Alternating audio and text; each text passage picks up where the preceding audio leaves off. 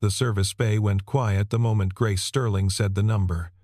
$1 million to whoever could make the car run before the deadline.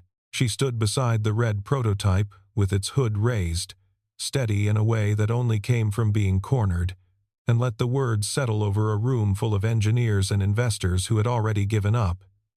Nobody moved. Then, a man in a gray shirt stepped out of the back of the crowd, grease on his hands, a tool roll at his hip, and his eyes found hers across the open engine bay.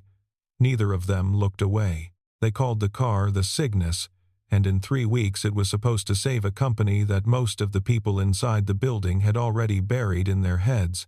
Halcyon Automotive had been a name people once said with a little reverence, a small American constructor in Scottsdale, Arizona, that built cars the way other people wrote music. Reverence didn't make payroll. 2 missed quarters had brought the company to the edge, and the only thing standing between it and the auction block was a single red prototype and a demonstration for a consortium of buyers who could either write the check that kept the lights on or walk away and let the whole thing fold.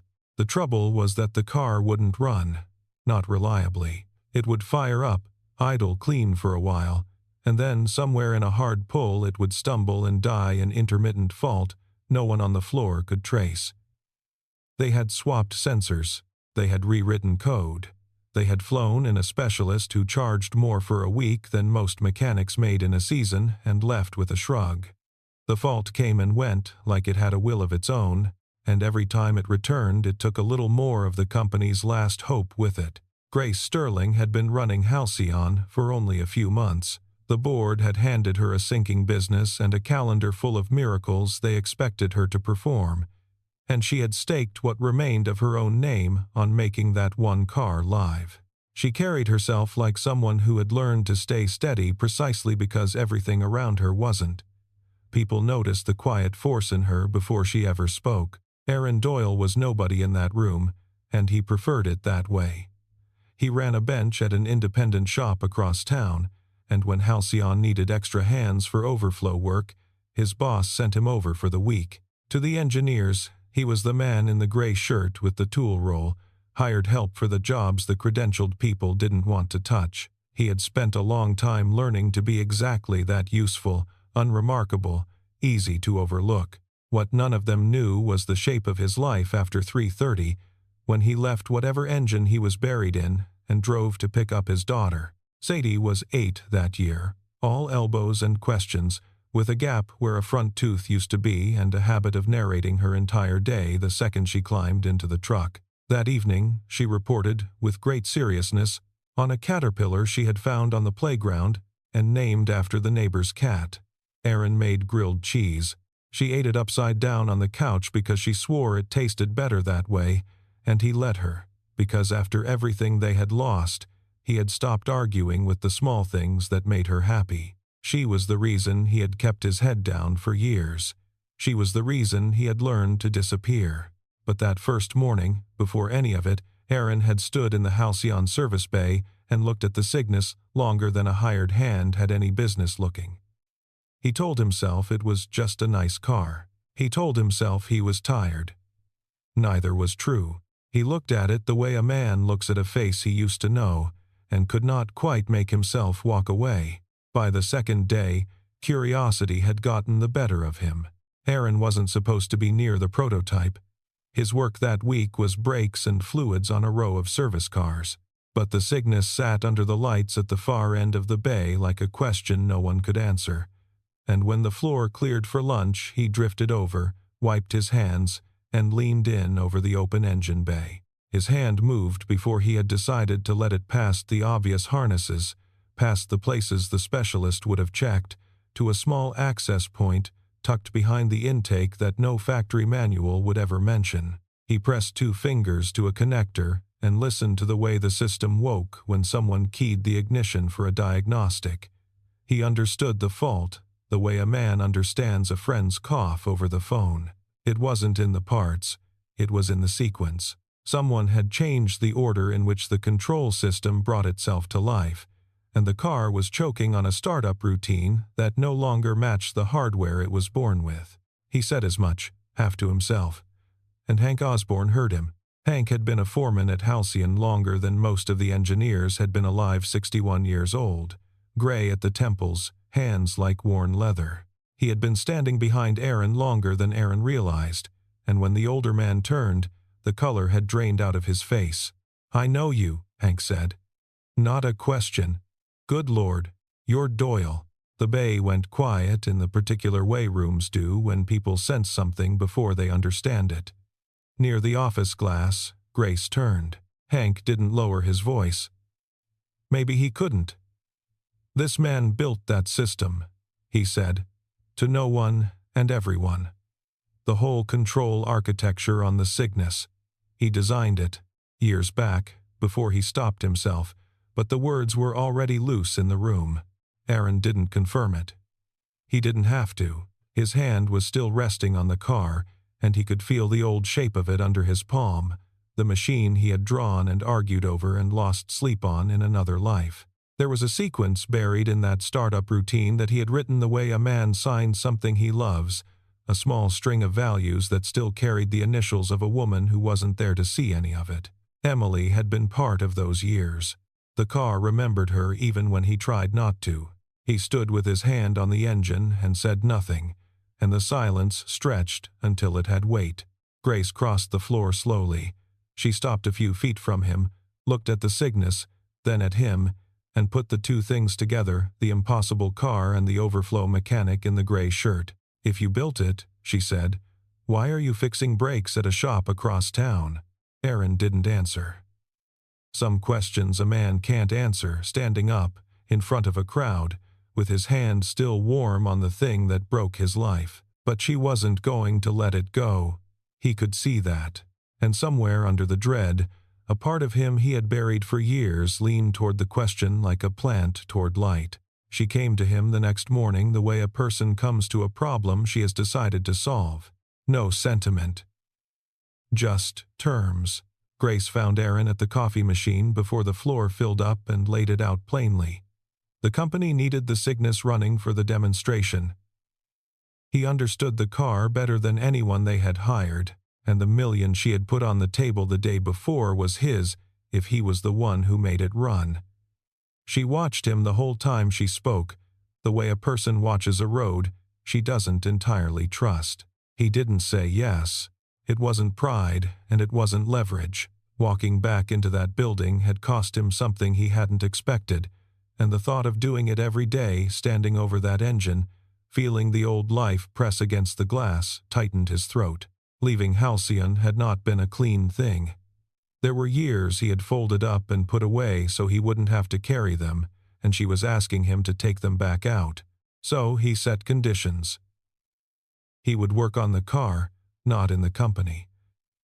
His own hours, so he could still pick up his daughter. No meetings, no press, no standing in front of anyone's investors like a trophy. He would fix the Cygnus and then go back to his bench.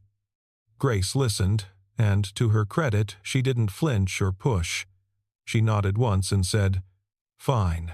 A businesswoman closing on the only deal available to her. That was all it was. That morning, a transaction between two wary people. They might have left it there if Blake Sorensen hadn't walked in. Sorensen was the technical director, and he had been running the Cygnus program since before Grace arrived. 52, expensive shirt, the easy confidence of a man who had never once been the smartest person in a room and had never once realized it. He had heard about the mechanic who supposedly built his car, and he came onto the floor to end the idea. "Let's not get carried away," he said, loud enough to carry, smiling at Grace as if they shared a private joke about people like Aaron. "I don't know what story you've been told, but this is a proprietary system. It was developed by a full engineering team.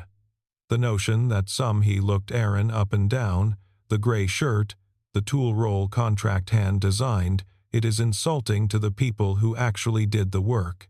Aaron didn't argue. He had learned long ago that arguing with a man like Sorensen only handed him the floor.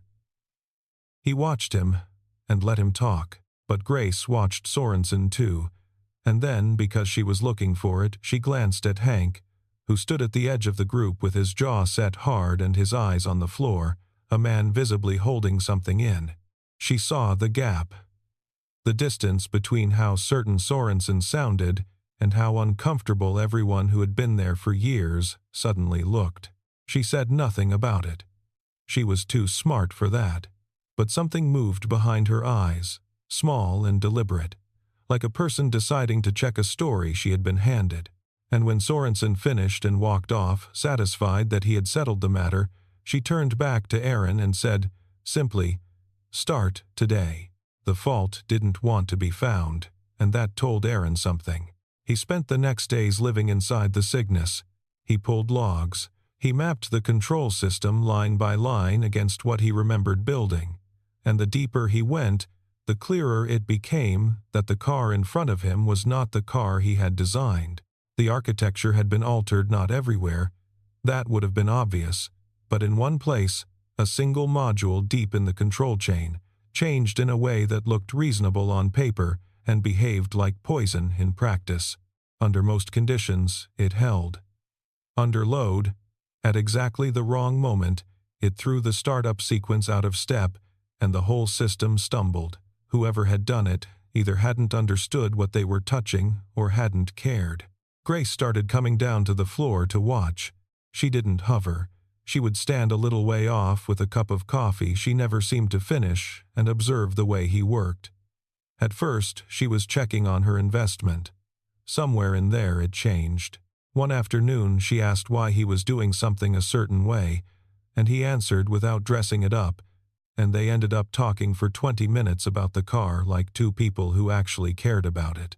When he looked up, she was studying him, not the mechanic, not the asset, but the man under all of it. He looked away first. It had been a long time since anyone had looked at him as though there were someone worth finding. He told himself it didn't matter. He told himself a great many things that week that he only half believed, and then he went back to the logs, because the logs, at least, held still. She met Sadie by accident. It was a Thursday. Aaron had run late, and rather than leave his daughter waiting outside her school, he had brought her back to the shop for an hour. Grace came around the corner, and there was Sadie, perched on a toolbox, building little towers out of spare washers, with the fierce concentration only an 8-year-old can bring to nothing in particular. Grace crouched to her level and asked, with complete seriousness, how tall she thought the tower could get, and the two of them fell into an easy back and forth about washers and caterpillars and which colors were the best colors. Not one word of it touched the car, or the company, or any of the weight the adults were carrying. Aaron stood there holding a wrench he had forgotten he was holding and watched his daughter make Grace Sterling laugh, and something in him that had been clenched for years loosened a quarter turn. Sorensen made sure he didn't get comfortable. The data access Aaron needed kept narrowing. Files he had at 10 in the morning were locked by noon. His timeline was compressed to keep the program on schedule. When he asked for the original engineering records, he was told they were archived, unavailable, not his concern. Sorensen was polite about it in front of Grace and cold about it when she wasn't around, and slowly it became clear that Aaron was being walled off from exactly the information that would let him prove what he was starting to suspect. Because by then he was sure of one thing. That change in the control module had not drifted in by accident. Someone had put it there, and someone had gone to a fair amount of trouble to make sure no one could see who. Aaron narrowed it down over a long weekend, alone in the bay with the doors rolled shut and the desert going orange outside the high windows. The altered module was the whole story. Restore it to what he had originally specified, and the fault would vanish. He was certain of that in his hands before he could prove it on paper. But certainty wasn't enough. He could fix the car. What he couldn't do was show that the fault had been created rather than simply overlooked, because the change had been made cleanly, and every record that might have named who authorized it had conveniently evaporated. He knew what had happened. He had no way to make anyone else believe it. Grace found him there on Saturday night. She wasn't supposed to be in. Neither was he. She came in with 2 coffees this time instead of 1, set one on the bench beside him without a word, and stayed. That was the night it stopped being a transaction. The board had leaned on her hard all week. The consortium was nervous. Sorensen had been in her office making the case that bringing in an outsider was a liability, that Aaron was slowing the program, that the smart move was to cut him loose and let the real team finish. She could have done it. It would have been easier. Instead, she had stood in front of her own board and said she trusted the man who actually knew the car, and she had taken the heat for it, and she hadn't told Aaron any of that until he dragged it out of her over cold coffee at 11 at night. "Why?" he asked her. "You barely know me." She thought about it for a while. "Because everyone in that building talks about the Cygnus like it's a machine," she said. "You're the only one who talks about it like it mattered to somebody." He had no answer for that. So he did the only thing he knew how to do. He held the trouble light steady while she leaned in to see what he was pointing at, and for a few minutes they worked shoulder to shoulder, not talking, and it was the closest thing to peace he had felt in years. Neither of them named it. There was nothing to name yet. Just a light held steady, a coffee going cold, and two people standing closer than the work required. He kept his eyes on the wiring because it was easier than looking at what stood beside him, and the quiet did the rest. There was a whole conversation neither of them was having, and both of them knew it, and for now the not having of it was its own kind of company. It was Hank who cracked the door open. He caught Aaron in the lot as he was leaving, glanced over his shoulder like a man about to say something he had held for a long time, and told him quietly that there used to be a full set of original records for the Cygnus program, signed build sheets, authorization logs, everything. "They were real," Hank said. "I saw them, and then one day they weren't anywhere anybody could find them." He looked at Aaron hard. "If those ever turned up, son, a lot of things would look real different." Then he got in his truck and drove off, and left Aaron standing in the dark with the first thread of a way out. Aaron did not sleep much that night. He lay awake, turning the old man's words over and over, the way a man turns a key he isn't sure will fit. The thread came from the one person nobody in that building ever looked at twice. Her name was Delia Frost. She worked in records, a quiet woman in her mid-30s, who spent her days in a back office no one visited, scanning the company's old paper into a database so Halcyon could finally close out decades of homologation files, warranty history, and legal documents a buyer's lawyers would eventually want to see. It was tedious, invisible work. It was also the one job in the whole company that touched every forgotten box in the building. She found Aaron on a Tuesday, hesitant, holding a folder against her chest as though it might be dangerous. She said she had almost not come. She had been digitizing a pallet of old legal archives, boxes mislabeled and shoved into long-term storage years ago, and she had found something she thought he should see before she logged it into a system Sorensen could search.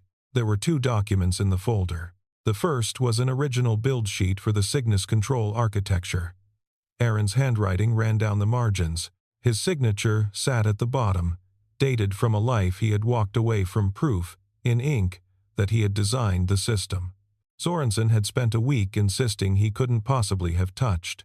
The second was worse. It was a change order. A formal authorization to modify the control module, the exact module Aaron had found altered, the one poisoning the startup sequence. It was signed by Blake Sorensen. It was well within his authority as technical director to sign it, and that was the terrible, ordinary genius of it. He hadn't broken in. He hadn't hacked anything. He had used the power of his own job to order a change he understood well enough to know would cause trouble, in a system he understood too poorly to care, and then he had made sure the paper that proved it disappeared.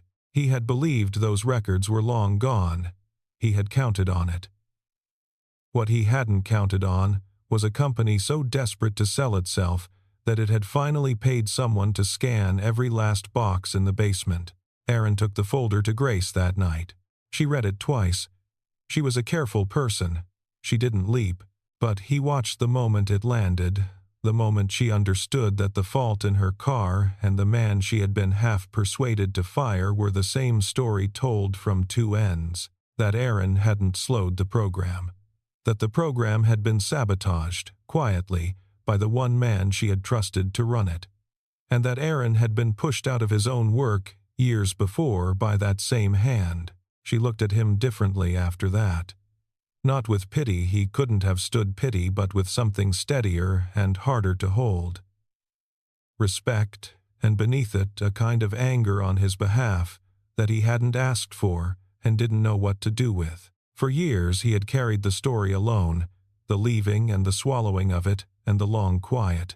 Now someone else knew, and believed it, and was furious in exactly the places he had taught himself to go numb. He had made his peace with the silence by deciding it was fair. Watching her jaw set over that change order, he understood for the first time that it never had been. It was not comfortable, being seen like that. It was only necessary. "We finish the car," she said. "And then we deal with him." Sorensen saw it coming before anyone said a word. Men like him always did. The morning after Grace read the folder, he moved first not to explain, because he couldn't, but to remove the threat. He went over her head to a pair of nervous board members and floated the idea that the outside mechanic was a safety risk, that letting an unvetted contractor rewrite the control system of a car they meant to sell was reckless, that if the Cygnus failed at the demonstration with Aaron's code in it, the liability would be enormous. It was a good lie. It wore the costume of caution. For a day it worked well enough that Aaron felt the ground shift under him, but he had stopped being the man who disappears when things get hard. He had the folder now, and he had Grace, and he had a car he could actually save. He restored the module. It took 2 days and a night, and it was the closest thing to prayer he knew. He stripped out Sorensen's change, rebuilt the control chain to the architecture he had drawn years ago, and brought the startup sequence back to the exact order it was always meant to run. When he keyed it up to test, the men who had spent weeks failing to fix the car drifted over one at a time and stood behind him, arms crossed, waiting to watch the mechanic fall on his face. The system woke, clean, in sequence, the way it was born to. And in the middle of that sequence, buried, where only he would ever notice it, was the small string of values Aaron had written into it a lifetime ago, the one that carried Emily's initials, the signature he had hidden inside a machine because he couldn't bear to put it anywhere he would have to look at every day. It scrolled past on the diagnostic screen, and he went still. The whole bay went still with him, not knowing what they were looking at, only sensing that something had gone quiet in the room. For a moment, Aaron wasn't in a service bay in Scottsdale at all. He was years back, at a whiteboard, arguing gently with a woman about whether a machine could hold a little of the person who made it. He had told her no. He had been wrong. He rested his hand on the fender the way a man rests a hand on a shoulder, and then he got back to work. Grace took the fight to the board that afternoon. She didn't argue safety with Sorensen. She laid Delia's documents on the table, the build sheet with Aaron's name on it, the change order with his own, and let the paper do what paper does. She told them plainly that the fault in the Cygnus had not been a mystery of engineering but the result of an authorized change no one had disclosed, and that the man they had been asked to fear was the same man who had designed the car in the first place. The room went cold around Sorensen. He talked fast. It didn't help. A man cannot reason his way out of his own signature. That evening, Aaron picked up Sadie and brought her by the shop to see the car before the big day, because she had been asking about the red one her daddy was fixing for a week. She climbed onto a stool and peered into the engine bay with total seriousness and declared that it was a very good car. He told her it was. She asked whether her mom would have liked it. He said yes. He said her mom would have loved it, and for once, saying it didn't feel like something breaking. It felt like something coming home. The demonstration fell on a bright, hard-edged Arizona morning, and the whole company came down to watch the car either save them or bury them. The consortium filled the front of the bay, the people whose signatures meant survival. The board stood off to the side. Sorensen was there too, because he still technically had a title. Standing apart from everyone with the stillness of a man who knows the tide has turned and hasn't decided whether to run. Grace stood near the front, composed the way she always was, though Aaron had learned by then what that composure cost her. The Cygnus sat under the lights, red and low and waiting, with everything the building had left riding on the next 60 seconds. Aaron had failed in front of rooms before. He knew what it cost, and he knew the faces people made when a man's certainty came apart in public. His hands were steady only because he made them be. Aaron keyed it to life. There was that pause first, the half-second of silence the system always took before it woke, the held breath he had built into it on purpose years ago. Then the engine caught, and held, and settled into an idle so clean a coin could have balanced on it. He ran it up through the routine, the exact sequence that had stumbled and died 100 times for 100 other people, and it climbed without a hitch, strong and smooth and whole. It did the impossible thing, which was simply to work. For a moment nobody moved. Then the room came apart, the consortium turning to each other, the engineers who had written Aaron off stepping forward to see, the sound of a company remembering how to hope. Aaron stood with his hand on the warm metal and let it wash past him. It is a strange thing to spend years teaching yourself not to want anything, and then feel the one thing you never let yourself want arrive all at once, quietly, in the middle of a crowd that has no idea it is happening.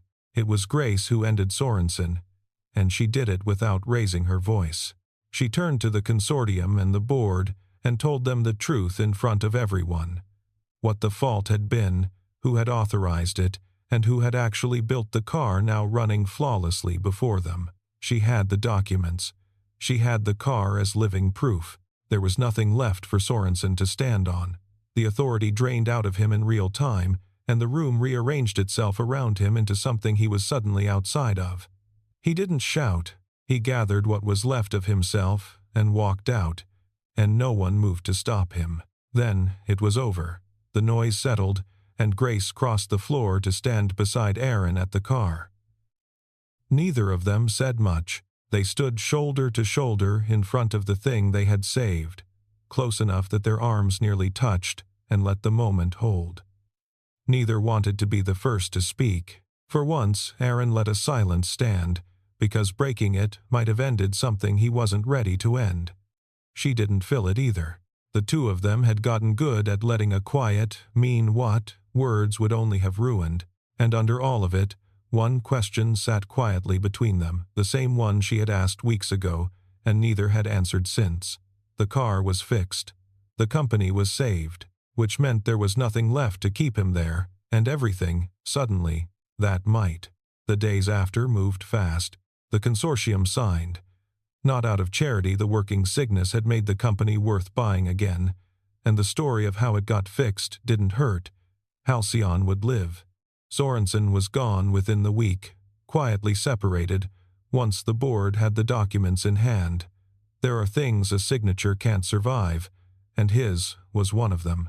The building Aaron had dreaded walking into began, day by day, to feel less like a graveyard and more like a place with a pulse.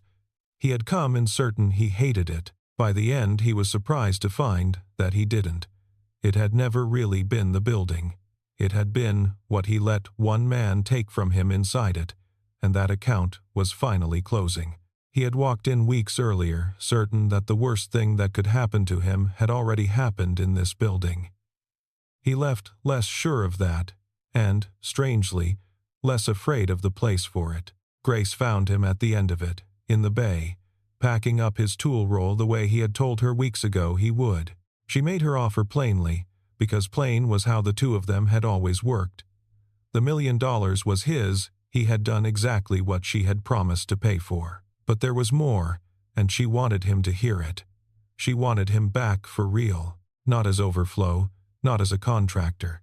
She wanted him to lead the program he had built, to take his name and his work back out of the box he had folded them into and put them where they belonged. For a moment, he only looked at her, the woman who had bet her own name on a stranger in a gray shirt and then refused to be talked out of it. People had spent years telling Aaron what he was. She was the first in a long time to tell him what he could be again. He hesitated. She saw it. The wound that had driven him out of that building had healed over these last weeks without his noticing, but the shape of it was still there. And there was Sadie. Whatever he said yes to now, he was saying yes to for both of them. He had spent years arranging his whole life around being home at 3:30, around grilled cheese and caterpillars, and a small person who had already lost one parent and couldn't afford to feel she was losing the other to a job. He told Grace that. All of it. He told her he wouldn't take anything that turned him back into a man who missed the pickup line. It was the one line he had drawn in his life that he would not let anything move. She didn't push. She didn't sell. She thought about it, and then, right there, she began rearranging the offer to fit the life he actually had, the hours, the flexibility, the room for a kid who ate her grilled cheese upside down.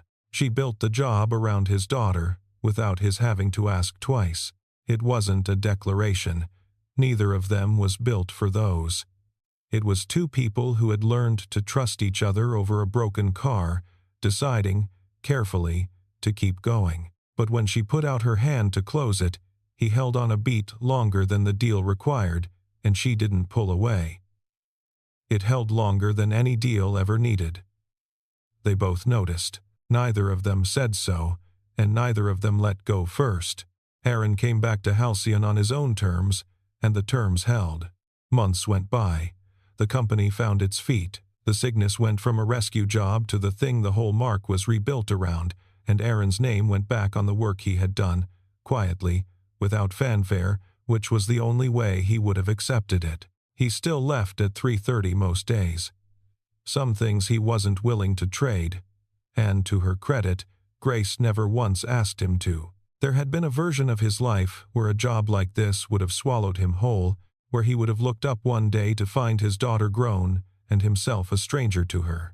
He knew that version well. He had watched it nearly happen once. He would not let it happen again. And the strange thing was that no one here made him choose. Grace had built it, so the choice was already made. Sadie adopted her almost at once. That was the part Aaron hadn't planned for and wouldn't trade for anything. Grace showed up at a school recital she wasn't obligated to attend. She learned that the caterpillar had become a butterfly and asked after it by name. On slow Saturdays, the three of them ended up at the shop, Sadie narrating some elaborate story from a stool while Grace pretended to take it very seriously, and Aaron would look up from the bench and catch himself thinking the shape of his life had quietly rearranged itself into something he recognized from a long time ago. It wasn't the same as before. Nothing was, and he had stopped needing it to be. It was its own thing, built slowly out of coffees and quiet and a child's endless questions, and it belonged to the three of them. They never made speeches about any of it. That wasn't them. It lived in the small things, a coffee set down without a word, a light held steady, a hand that stayed a beat too long. On the anniversary of the day it all started, the two of them were alone in the bay after everyone had gone, standing in front of the Cygnus. Aaron keyed it up, the way he had 100 times now, and there it was, the pause first, the half-second of held breath the car always took before it woke, the silence he had built into it in a life Emily had been part of. The initials scrolled past where only he would see them, and he let them, and for the first time it didn't feel like a wound. It felt like something he got to carry instead of something that carried him. He had spent so long treating her memory like a thing he had to protect by hiding it. Standing there, then the engine caught, low and sure, and Grace's shoulder came to rest against his, and neither of them moved to fill the quiet. The car always needed a moment of silence before it came alive, and this time, neither of them rushed to break it.